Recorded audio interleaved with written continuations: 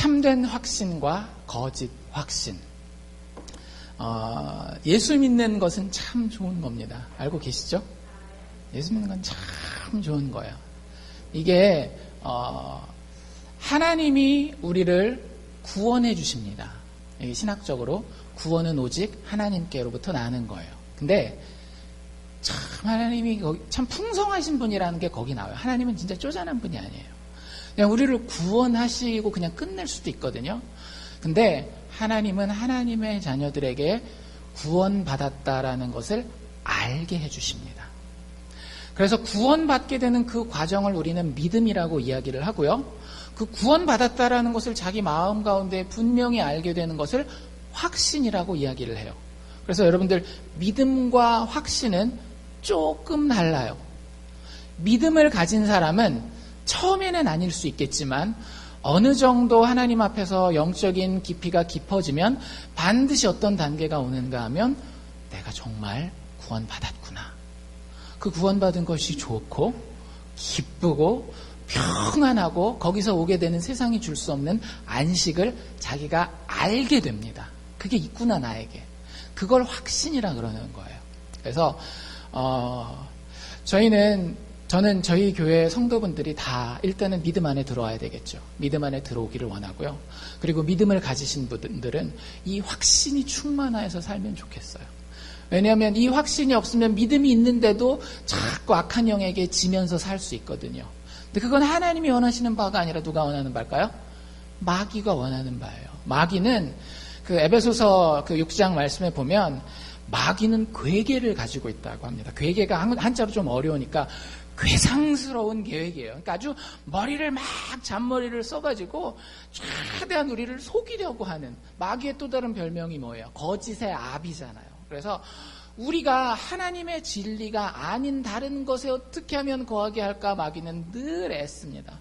그래서 하나님은 우리에게 믿음을 선물로 주실 뿐만 아니라 그 믿음이 내 안에 하나님의 선물로 인해서 왔기 때문에 누릴 수 있는 확신, 그 확신으로 인한 기쁨과 평안과 안식을 어떻게 해서든지 뺏어가기 원하는 게 마귀예요. 그래서 자꾸 우리에게 이렇게 공격하죠. 야, 너 진짜 믿는 거 맞아? 진짜 믿는 거 맞아? 너 그렇게 행동하고 그렇게 말하고 하면서 뭘 네가 예수 믿는 거야? 막 자꾸 양심의 가책을 주고 그래서 하나님이 주시는 안식과 평안을 기쁨을 못 누리게 하는 것이 마귀의 괴계 중에 하나입니다. 여러분들 그걸 어떻게 하면 이길 수 있을까요? 성경 말씀에 이렇게 나와 있어요. 마귀의 괴계에 대해서 이야기한 그 구절에서 에베소서 6장 11절에 마귀의 괴계를 능히 대적하기 위하여 하나님의 전신갑주를 입으라고 이야기를 합니다. 전신갑주가 뭔지 아세요? 하나님의 전신갑주? 오늘 날씨가 추우니까 복장들이 다 바뀌잖아요. 그렇죠? 여러분들 환경에 따라서 우리의 옷을 바꿔야 되는 것처럼 영적 환경이 우리가 원래 인식하고 있는 것과 달라진다면 우리의 영적인 옷도 달라져야 되는 거예요. 여러분들 영적으로 어떤 옷을 입고 계십니까? 그저 종교인의 옷을 입고 계십니까? 그러면 안 된다라는 거예요. 사도 바울은 에베소서에 정확하게 하나님의 전신갑주가 뭔지 이야기를 하고 있어요. 그것은 진리요, 그것은 의요, 그것은 평안의 복음이요, 그것은 믿음이요, 그것은 우리의 구원의 확신이요, 그것은 성령의 그 검, 즉 하나님의 말씀이요, 그리고 우리의 기도와 간구라고 이야기를 하고 있습니다. 우리가 이런 것들 어떻게 보면 추상적인 것일지 모르지만 하나님을 의지하는 마음으로 우리의 영혼이 깨어 있어서 진리와 의와 평안의 복음과 믿음과 구원과 성령의 그 검, 즉 하나님의 말씀과 기도와 간구 가운데 깨어 있잖아요. 그럼 하나님이 우리에게 주시는 확신이 우리의 삶 가운데 커다란 영적인 능력이 될 줄로 믿습니다. 그래서 자꾸 이 확신을 없애려고 하는 게 마귀의 첫 번째 괴계예요. 그런데 이건 우리에게 쉽습니다. 왜냐하면 금방 알거든요. 마음속으로 좀 내가 신앙생활하는데 처지는 것 같아요. 그러면 금방 이게 마귀의 계계다. 내가 하나님으로부터 받은 좋은 것들을 자꾸 뺏어가려고 하는 그 마귀의 계계다. 내가 다시 한번 힘내서 이래. 이렇게만 하면 되거든요, 사실은. 근데 마귀는 머리가 그렇게 나쁘지 않아요. 요게 안 통할 때 쓰는 방법이 있습니다. 마귀가 거짓의 합이라 그랬잖아요. 거짓의 합이. 그래서 우리에게 때로는 거짓 확신을 던져줄 때가 있어요. 위조 확신. 여러분들 돈도 위조 지폐가 있잖아요. 그렇죠? 위조 지폐는 일반 우리 지폐랑 비슷합니까? 완전 다르게 생겼습니까? 비슷하죠. 그러니까 속는 거예요. 위조 지폐가 그 위력을 발휘하는 이유는 뭐냐면 기계에다가 집어넣어 보지 않는 이상, 형광펜으로 그어보지 않는 이상 눈으로 구별하는 게 참 쉽지 않다라는 거예요. 여러분들 뭐도 그럴 수 있다라고요? 우리의 확신도 그럴 수 있다라는 거예요. 난 진짜 내가 믿음의 확신을 분명히 가지고 있는 거라고 생각했는데 사실은 그게 성경적인 것이 아닌 경우들도 있다라고 하는 거죠. 우리가 거짓 확신을 가지게 되는, 내가 교회 다니는데 사실은 진짜 하나님의 말씀에, 하나님의 진리에, 하나님이 주신 믿음의 선물에 근거하지 않은 기쁨이나 그 진리에 근거하지 않은 평안이나 안식이 있을 수 있거든요. 그런 것들이 생기는 이유가 뭐냐 하면 많은 이유가 있겠지만 몇 가지만 얘기를 드린다면, 첫 번째는 우리가 예수 믿는 것, 기독교 신앙에 너무 급하게 서둘러서 속게 되는 거예요. 완전히 3분 요리 해먹듯이 이렇게 하면은 이렇게 믿고, 그래서 이렇게 하면 천국 가니까 예수 믿죠. 뭐 이렇게 막 급하게 막 소개받는 거예요. 그러면 여러분들의 사람은 되게 어때요? 아주 고집이 세고 아주 성격이 막 공격적인 사람이 아니면 그냥 그런가 보다 일단 그렇게 생각하기가 쉬워요. 그런데 여러분들 예수 믿는 것은 그것보다 훨씬 더 깊은 것이거든요. 그래서 내가 회심해야 된다, 예수를 믿어야 된다라고 하는 것을 막 지나치게 강요받잖아요. 여러분들 남편 중에 안 믿는 남편들이 있으면 꼭 기억하십시오. 막 지나치게 강요를 하면 어떤 일이 벌어지는가 하면, 그래 그럼 내가 회심해야지라고 하는 어떤 합리적인 판단을 하게 됩니다. 근데 여러분들 예수 믿는 것은 합리적인 판단이 절대 아닙니다. 예수 믿게 되는 건 기적이에요. 예수님께서 직접 보여주시잖아요. 죽음에서 부활로, 어둠에서 빛으로. 이건 인간이 할 수 없는 일이 일어나야 예수 믿는 게 진짜 하나님의 일이지, 인간이 할 수 있는 일을 했는데 그게 예수 믿는 것이다라고 얘기를 한다면 그게 바로 마귀가 위조하는 거짓 확신이요, 거짓 믿음이 된다라고 하는 거죠. 그래서 여러분들이 어떤 사람을 놓고 그 영혼을 놓고 기도한다라고 합시다. 그러면 정말 기도는 열심히 하십시오. 왜? 기도는 누구에게 하는 거니까? 하나님에게 하는 거잖아요. 하나님만이 그 사람의 영혼을 구원할 수 있어요. 하나님이 나에게 그 영혼의 선물을 줄 수 있는 겁니다. 그런데 그 사람이 나의 강요나 나의 설득에 의해서 될 수 있다라고 생각하면 그 사람이 그 자리에서는, 그리고 그 사람도 착각해요. 뭐라고? 나 예수 믿나 보다. 그래, 나 천국 가고 싶어. 이렇게 그냥 생각해요. 여러분들 천국 가고 싶다라고 생각하는 것이 예수 믿는 게 절대 아니에요. 진리에 대한 지적인 동의만 했을 경우에 마귀는 그 사람과 혹은 그 공동체에게 거짓 확신이라고 하는 아주 강력하고 아주 위험한 무기를 사용합니다. 정말로 예수 믿는다라고 하는 것은 예수 그리스도 복음의 진리가 그 능력으로 나에게 이해되고 경험되어져서 내가 어떻게 해도 부인할 수 없는 상황이 되는 것이, 그게 정말로 참 믿음이요, 참 확신이 되는 거예요. 많은 사람들이 예수 믿는다라고 생각하면 뭐라고 생각하는가 하면, 내가 그전에 좀 괜찮은 사람이었는데, 혹은 내가 그전에 좀 후진 사람이었는데 예수 믿는 것 통해서, 교회 다니는 것 통해서 조금 더 착한 사람 되는 것, 개과천선하는 것을 예수 믿는 것으로 새로운 생명이 되는 것으로 생각하는데 그렇지 않아요. 여러분들 새로운 생명이 태어나면 어떻게 됩니까? 아기가 엄마 뱃속에 있을 때는 뭘 자기 배경으로 살아갑니까? 물을, 엄마 양수를 배경으로 살아가잖아요. 거기서 자기가 입을 씹어서 뭘 먹을 필요가 있어요, 없어요? 없어요. 그런데 엄마 바깥으로 탁 나와서 태어나는 순간, 생명체로 세상 밖에 태어나는 순간 자기가 지금까지 가지고 있던 모든 것과는 전혀 다른 환경을 살아가게 되는 거예요. 전혀 다른 사고체계를 가져야 되고, 자기가 지금까지 상식이라고 생각했던 모든 것을 버리지 않으면 이 새로운 세상에서는 생존할 수 없는 것입니다. 옛 삶에 대한 단순한 개선이 아니라 완벽하게 새로운 피조물로 다시 태어나는 거예요. 여러분들 이 구원을 받으셨습니까? 이 믿음을 가지고 있습니까? 그것 때문에 여러분들에게 오는 구원의 확신이 있고, 그것이 여러분들을 평화하게 하고, 그것이 여러분들을 안식하게 하고, 그것이 여러분들에게 기쁨을 주고 있습니까? 성경은 예수 믿는 사람들이 그것을 가진다라고 약속하고 있어요. 그것이 진짜이기만 한다라면. 여러분들, 우리 스스로에게 오늘은 이것에 대해서 한번 물어봅시다. 제가 3가지 질문을 드릴 거예요. 3가지 질문. 여러분들의 확신이, 혹은 우리 공동체의 확신이 거짓 확신인지, 혹은 참된 확신인지. 거짓 확신은 2가지로 쓰입니다. 첫 번째는 믿지 않는 사람에게 써요. 실제는 예수 믿지 않지만 예수 믿는 것처럼 착각하게 해서 예수 믿을 기회를 박탈하는데 마귀가 그 기회를 써요. 거짓 확신. 당연하겠죠. 그래야 예수 믿을 그 열심을 안 낼 거 아니에요. 두 번째는 이 거짓 확신이 누구에게 쓰이는가 하면 예수 믿는 사람들에게 쓰입니다.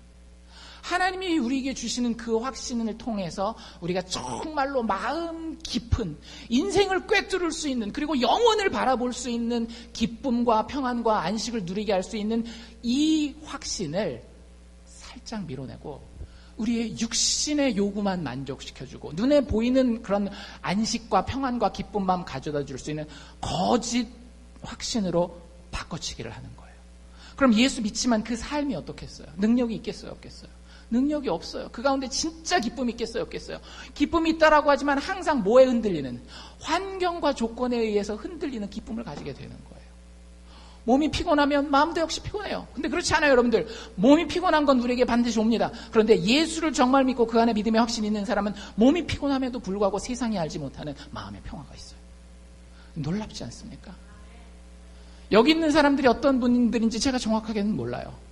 정말로 아직 믿음이 없어서 믿음을 필요로 하는 분들인지, 아니면 믿음이 있지만 이 거짓 확신에 속아서 이 거짓 확신에 그저 만족하고 있는지, 그것을 여러분들 스스로 한번 판단하기 위해서 이 세 가지 질문을 꼭 진지하게 던져볼 수 있기 원합니다. 여러분들, 예수 믿는 것은요 정말 진지한 문제예요. 심각한 문제예요. 왜냐하면 우리의 적수가 보통 내기가 아니거든요. 위조지폐를 만들어도 그렇게 정교하게 만들 수가 없어요. 그것이 우리의 적입니다. 그 마귀가, 악한 영의 세력들이 우리의 적이에요. 눈에 보이는 다른 것들이 우리의 적이라고 생각하지만 그렇지 않아요. 악한 영의 세력들이 우리의 적인데, 그것을 구분하기 위해서는 여러분들 잘 생각해 보세요. 작년에 나온 영화, 올해 초에 나왔었구나. 영화 중에 2차 세계대전에 대한 그 영화가 있었어요. 한참 잘 나가는 베네딕트 컴버배치라고 하는 유명한 영국 배우가 있습니다.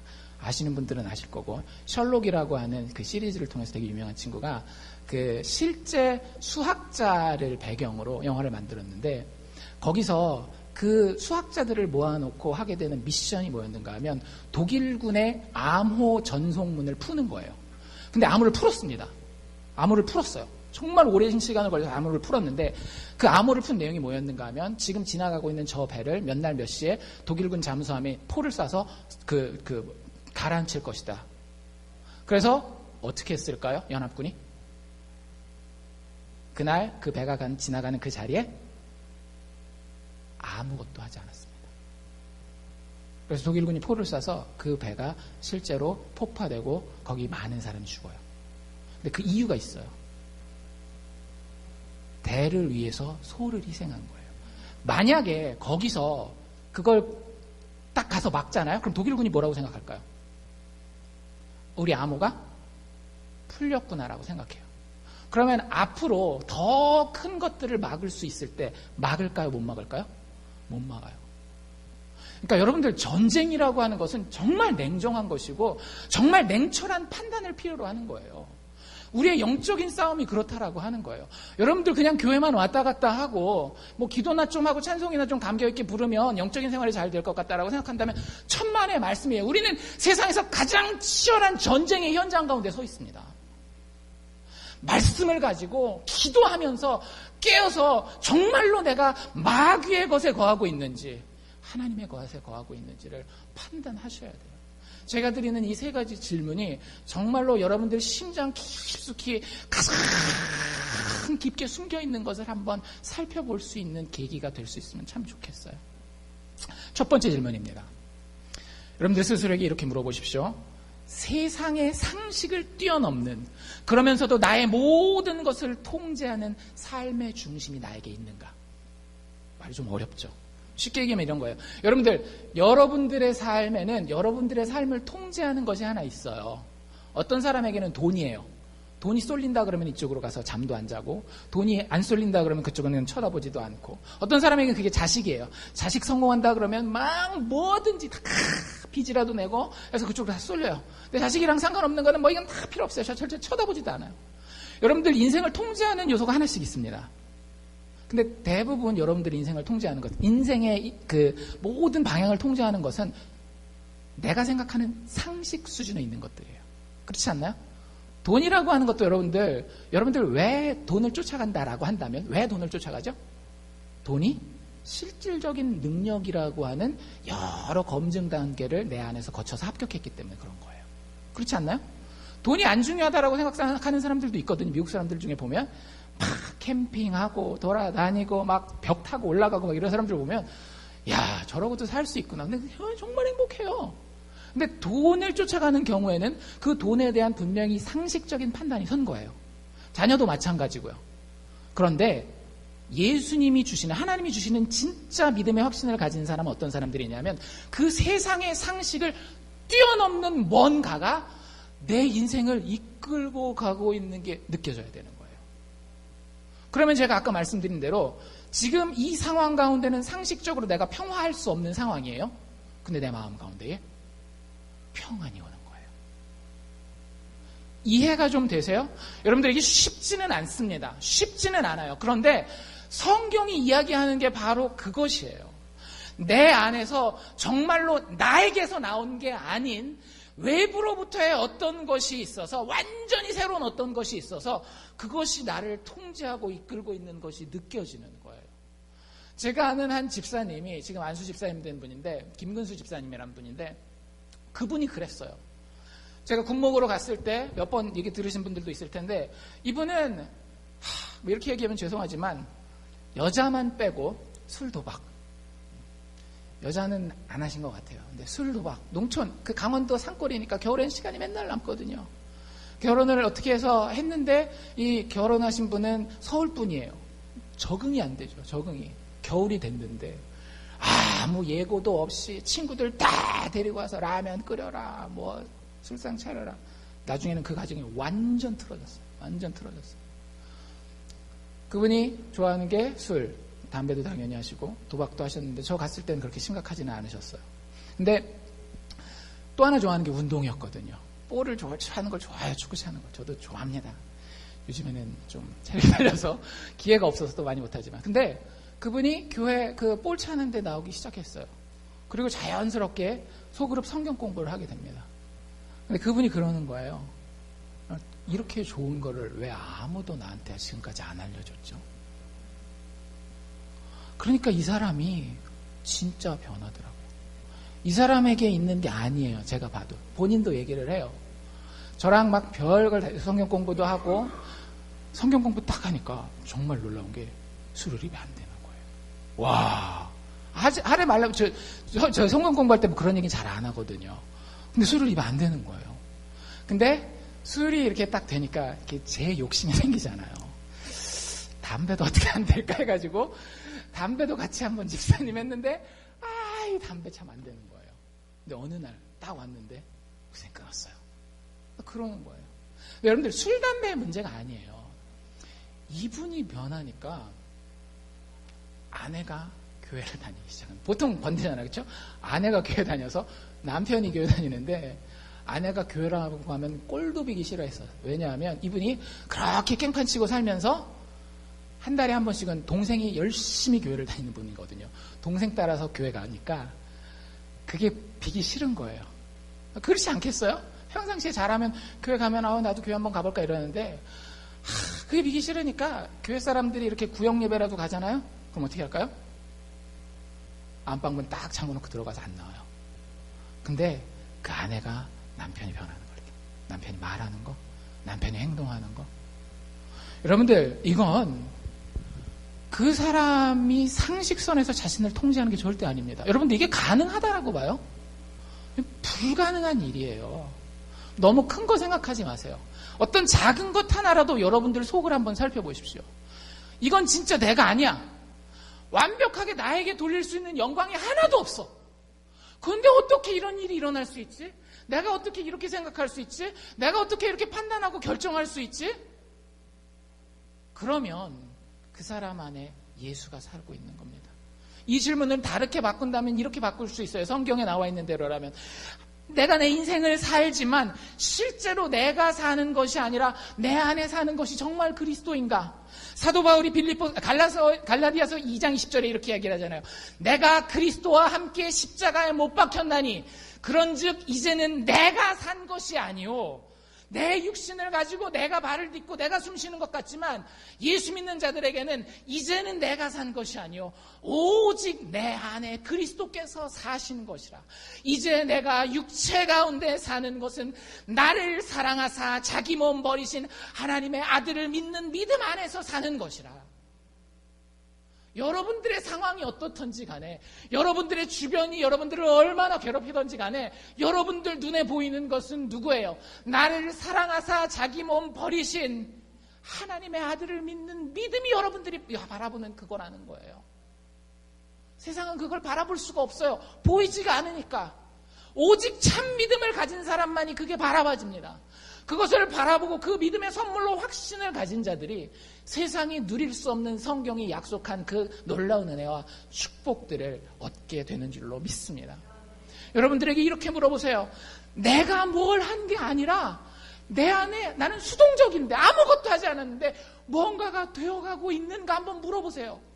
여러분들이 교회 다니고 있지만 내가 하고 내가 노력하고 내가 헌금하고 내가 봉사하고 내가 기도하고 내가 열심을 내고 있다면 아직도 우리는 참된 확신 가운데 거하는 게 아니에요.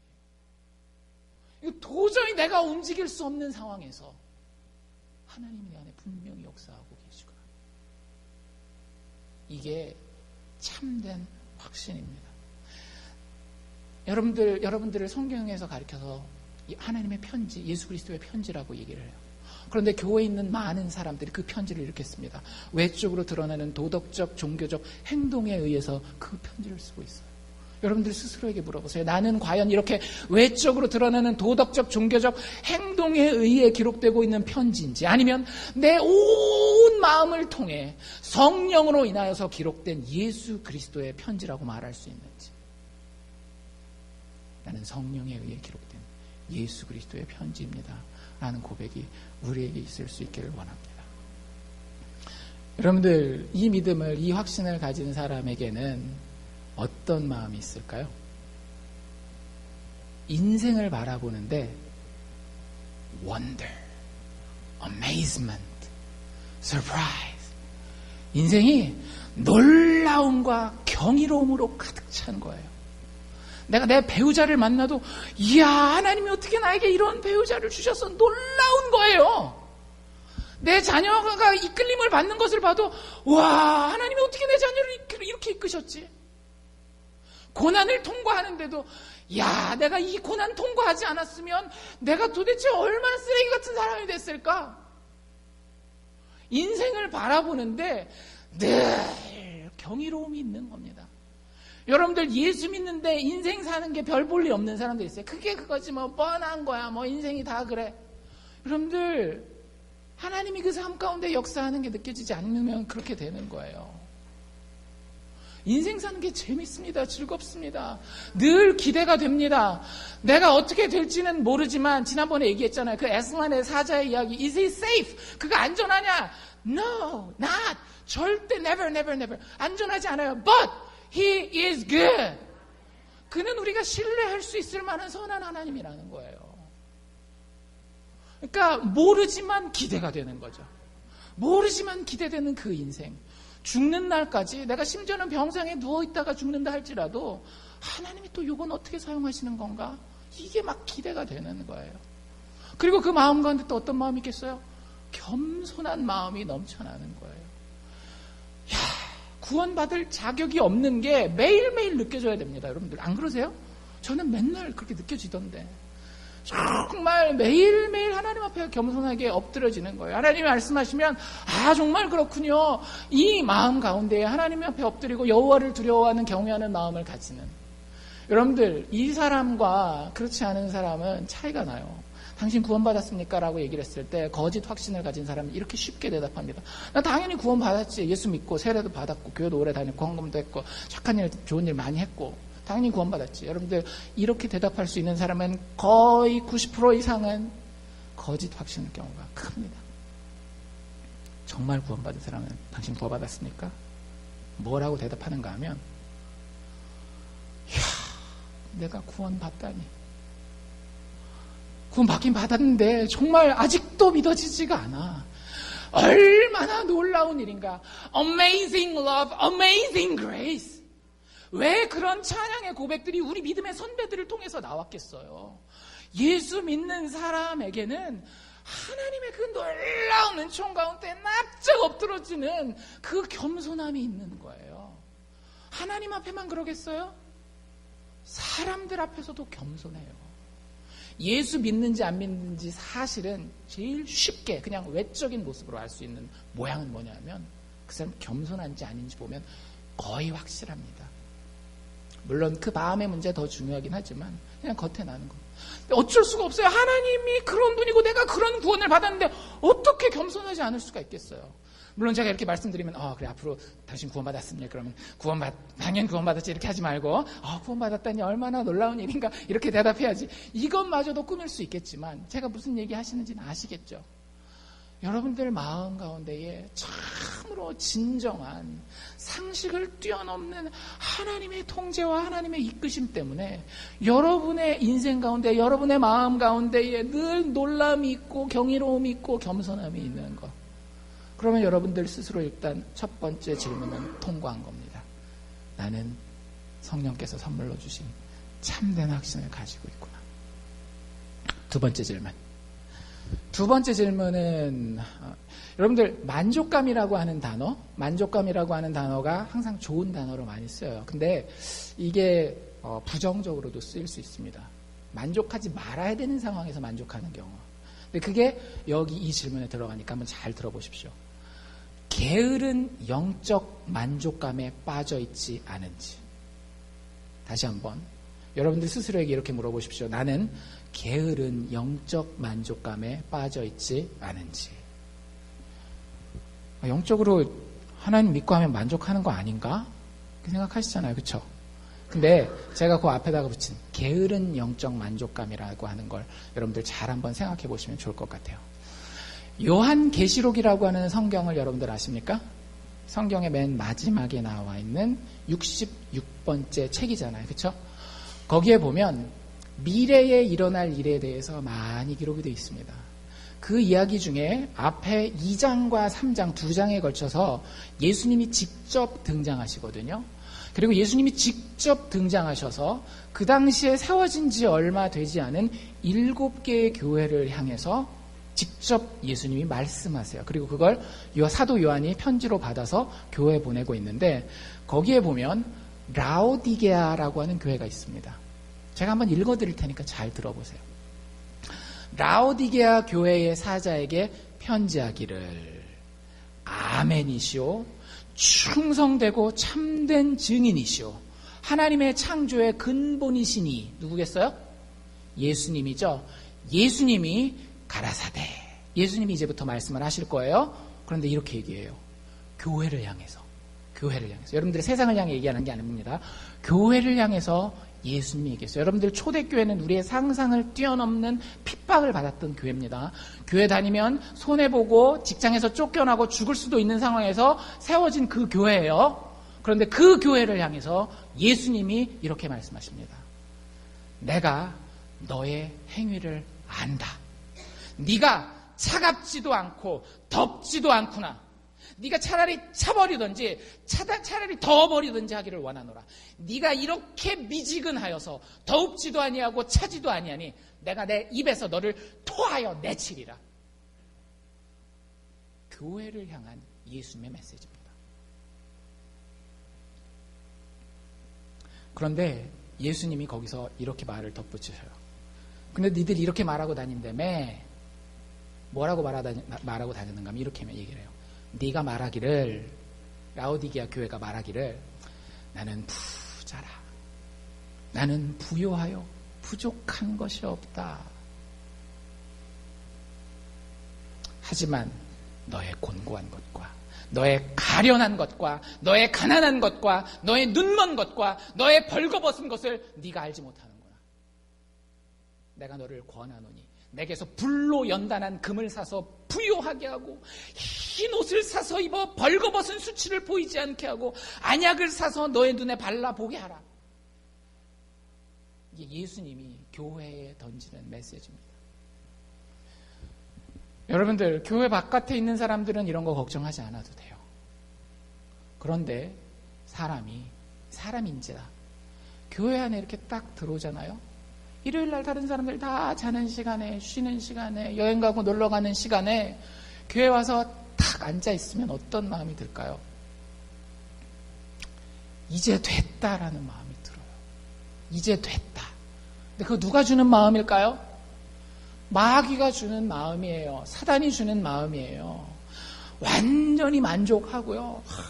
부여해요. 하나님 내 사업도 축복하시고 자녀들도 축복하시고 인간관계도 축복하시고 모든 일이 잘 풀리고 더 이상 뭐가 필요하지 않은, 자기 스스로는 자기 스스로가 그렇게 보이는 거예요. 라오디게아 교회가 진짜 그렇게 봤거든요, 스스로를.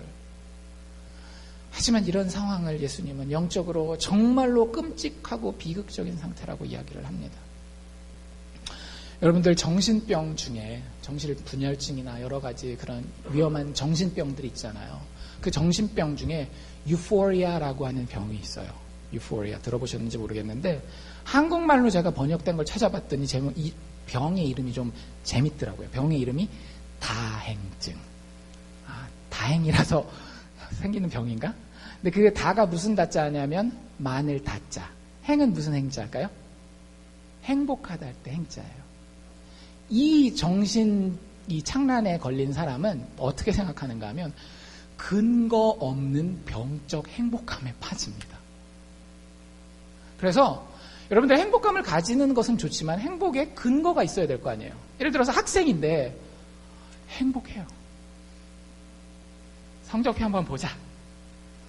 CD. CD 케이스를 쫙 깔아놨어요. 그리고 행복해야 돼요? 아니면 좀 마음에 각성을 하고 열공을 해야 돼요? 열심히 공부해야죠. 그런 비슷한 것들이 다행증이에요. 그런데 그 다행증이 실질적으로 심한 경우에는 자신의 신체에 위해가 가해지는 것까지도 인식하지 못하게 만드는 경우들이 꽤나 있답니다. 그런데 여러분들, 우리의 정신에만 다행증, 유포리아가 있는 게 아니라 우리의 영혼에도 다행증이라는 게 있어요. 영적 다행증이 있습니다. 진짜 말 그대로 다행이다. 다행이지 않은데 진짜 다행이라고 생각하는 그런 영적 질병이 있다라고 하는 거예요. 누가 가져다주는? 마귀가 가져다주는 거짓 확신 때문에. 여러분들, 성경에서 믿음이 제일 좋은 사람 한 명 뽑으면 누구 뽑을 수 있겠어요? 예수님은 하나님이니까 빼고, 예수님 말고 사도 바울이나 베드로 이렇게 뽑을 거 아니에요. 사도 바울이 자기를 가리켜서 정말 내가 이제 이 정도면 생각해보세요. 그 당시에 원래 오리지널 넘버원은 누구였어요? 예수님의 제자 중에 베드로였잖아요. 근데 최종적으로 넘버원이 되는 건 누굽니까? 바울이란 말이에요. 물론 제자들을 뭐 넘버원, 투 따지는 건 그렇지만 세상 사람들이 봤을 때 그래요. 베드로 넘버원이었는데 그 넘버원을 제끼고 새롭게 떠오르는 예수님의 사도 중에 사도 바울. 그 정도면 정말로 영적으로 만족할 만하지 않겠어요? 그런데 사도 바울이 늘 자기에 대해서 이야기할 때 뭐라 그런지 한번 들어보십시오. 로마서 7장 14절입니다. 오호라 나는 곤고한 사람이로다. 이 사망의 몸에서 누가 나를 건져내랴. 내 마음에 원하는 것이 있어도 내 육신이 그것을 행하지 못하는 것을 볼 때에 나는 참으로 저주받은 자요. 내 삶은 정말로 곤고한 인생이로다. 이 사망의 몸에서 누가 나를 건져낼까? 사도 바울이 자기 스스로에게 늘 가지고 있었던 마음의 짐이에요. 불만이었어요. 그 뒷장 로마서 8장 23절에 이뿐 아니라 또한 우리는 사도 바울을 포함한 우리 예수 믿는 모두를 이야기를 합니다. 우리 곧 성령의 처음 익은 열매를 받은 우리까지도, 구원받은 우리까지도 속으로는 어떻게 한다? 우리 속으로는 탄식한다라는 거예요. 그래서 마지막에 하나님께서 예수 그리스도를 다시 보내주셔서 우리의 몸을 구속할 그날을 기다린다는 거예요. 그 마음 가운데는 계속되는 영적 탄식이 있다는 거예요.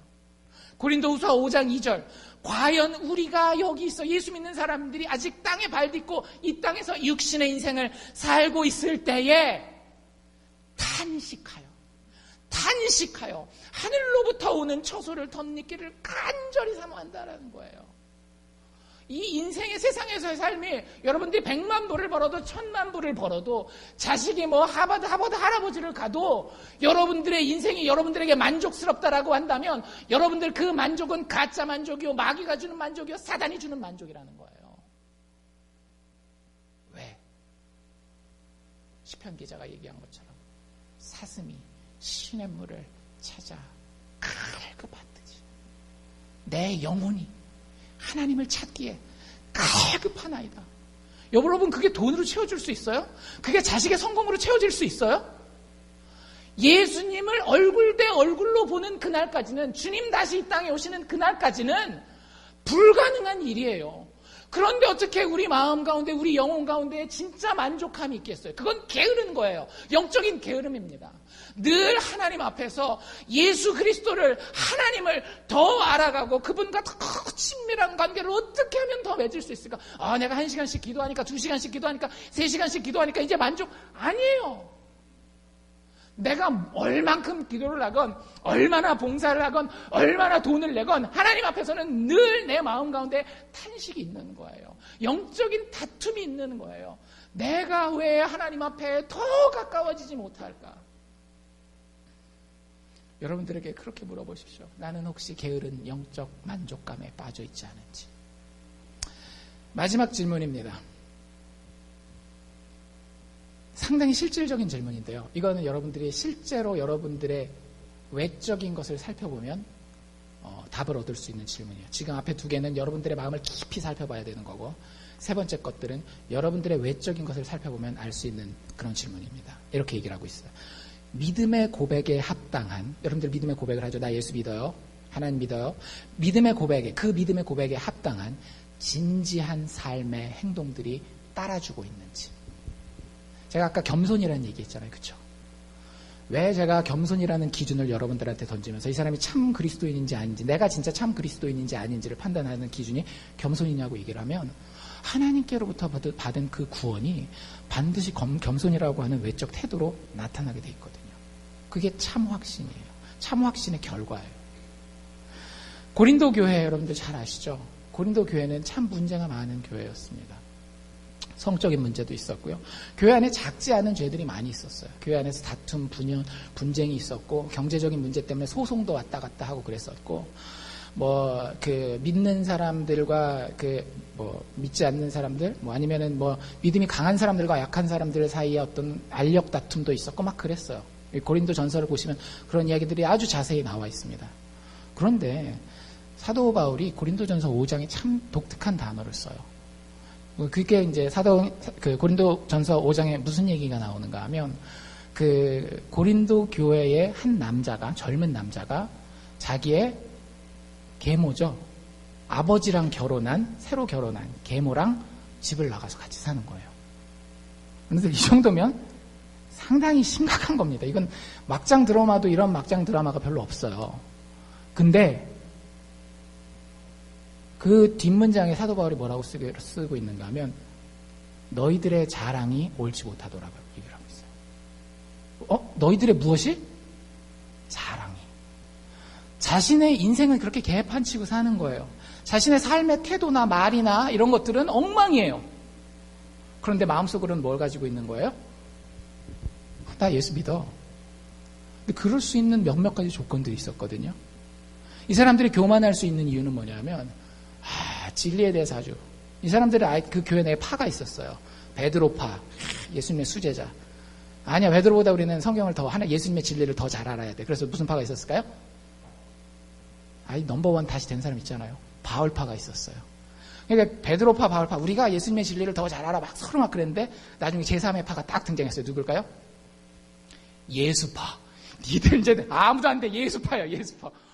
그래가지고 우리가 말씀은 이렇게 예수님의 진리를 이렇게 잘한다라고 막 얘기하는 말씀의 진리에 대한 그 열정이 있었어요.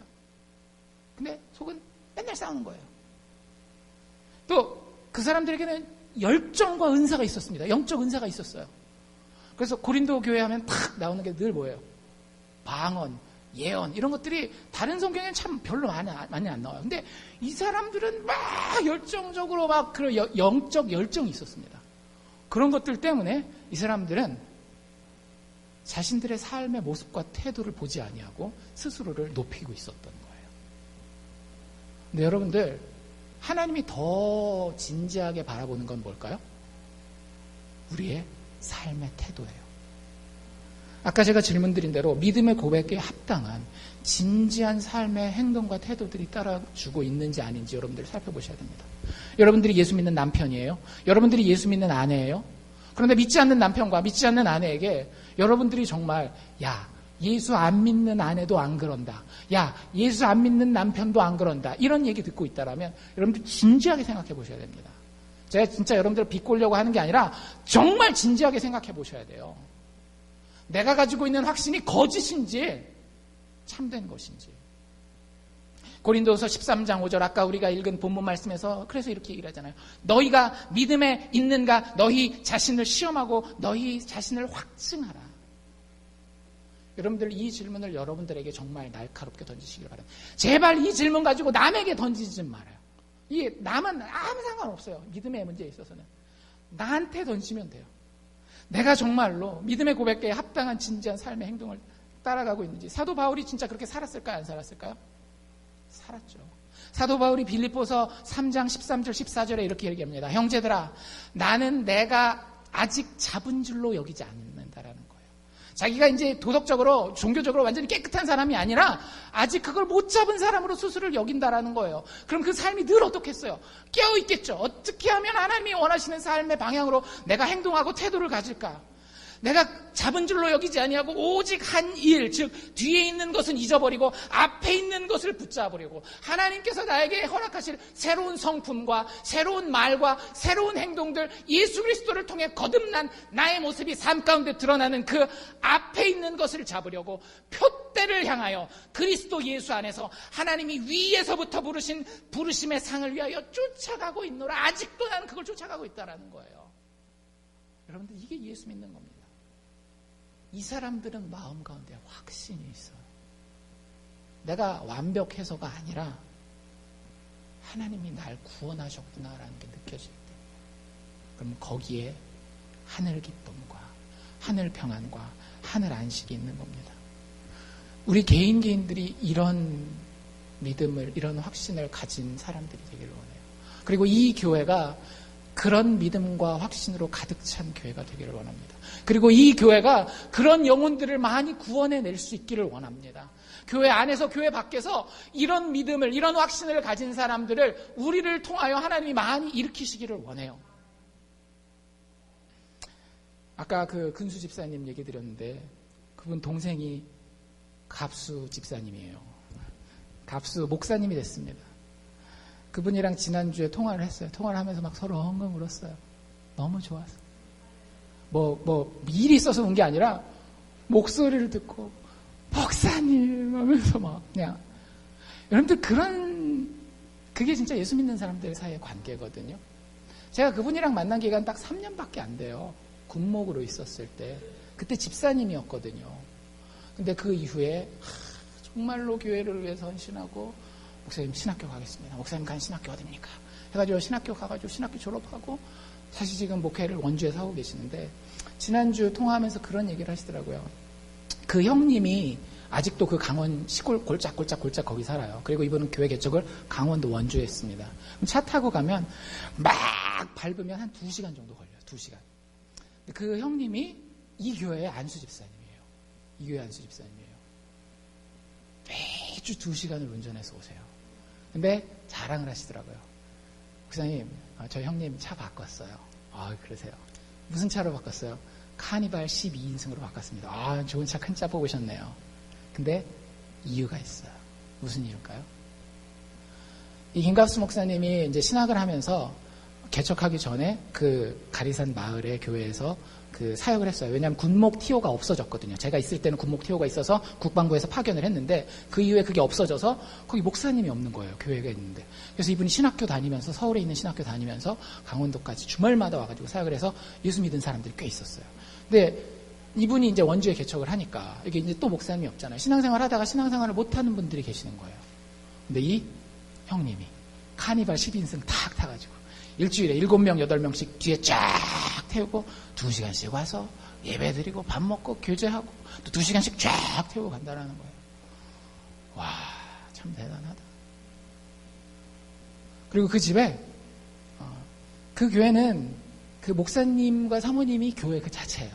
무슨 얘기냐면 그 원주지만 원주 변두리거든요. 원주 변두리인데 정말 뭐라 그래야 될까 이렇게 좀 뭐 배운 사람들이 많다든지 뭐 재산이 많다든지 이런 사람들이 이웃에 전혀 없어요. 진짜 전혀 없어요. 저도 몇 번 가봤지만 근데 그 교회 건물은 그 목사님 집이에요.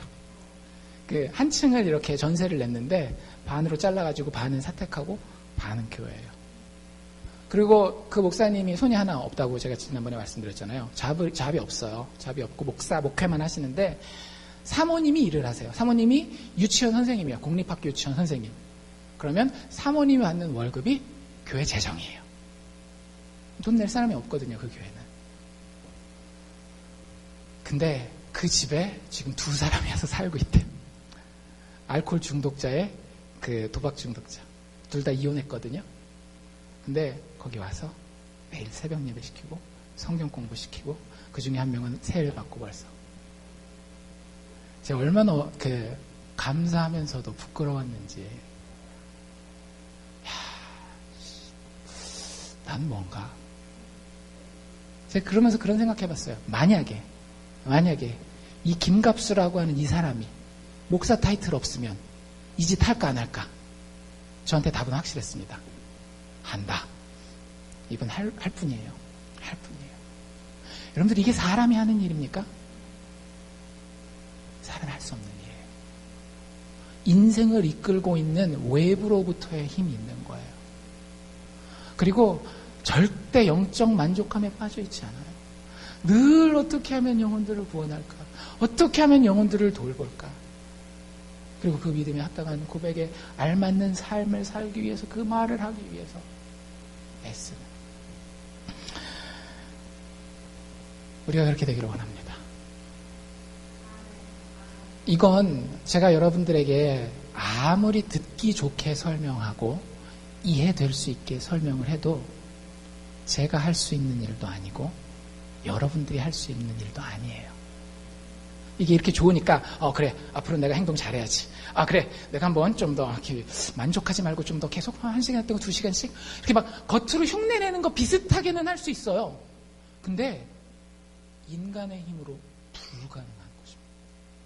그래서 예수 믿게 되는 건 기적이에요. 여러분들 중에 진짜 예수 믿는 사람들은요, 기적 중에 기적을 체험한 사람들이에요. 그렇기 때문에 우리 교회가 이런 일을 사모한다라면, 이런 일이 우리 교회의 사역을 통해서 일어나기를 원한다라고 한다면 기도 외에는 이런 유가 나갈 수 없어요. 여러분들이 제가 누가 무슨 발악을 하더라도 이 참된 믿음과 참된 확신을 가지게 하는 것은 오직 성령 하나님의 역사뿐입니다. 우리 교회가 그것을 위해서 기도할 수 있기를 원합니다. 여러분들 기도하실 거 많죠. 자식을 위해서도 기도해야 되고, 사업을 위해서도 기도해야 되고, 여러 가지 사역을 위해서도 기도하고 다 하겠지만, 여러분들 인간의 노력으로 할 수 있는 부분은 제가 솔직히 까놓고 얘기를 할게요. 인간의 노력으로 해볼 수 있다라고 생각하는 부분은요, 그럼 기도 안 하셔도 돼요. 물론 하나님 그 기도도 들으십니다. 그리고 그 기도 하기를 원하세요. 근데 진짜 기도해야 되는 것은 인간의 능력으로 기도되지 않는 것을 하나님 기도하기를 원하시고, 그것은 인간의 영혼에 관한 문제입니다. 우리 교회가 아직 이 참된 확신이 없는, 예수 알지 못하는 영혼이 있다면 이 참된 확신 가지고 예수 알게 되기를 원하고요. 예수 믿지만 악한 마귀의 시험에 넘어가서 이 확신, 그리고 이 확신에서 오는 평안과 기쁨과 안식을 누리지 못하고 있다면 오늘 이 말씀을 통해서 그 참된 확신, 그리고 거기서 회복되어질 수 있는 평안과 기쁨과 안식을 누릴 수 있기를 예수 그리스도의 이름으로 축원합니다.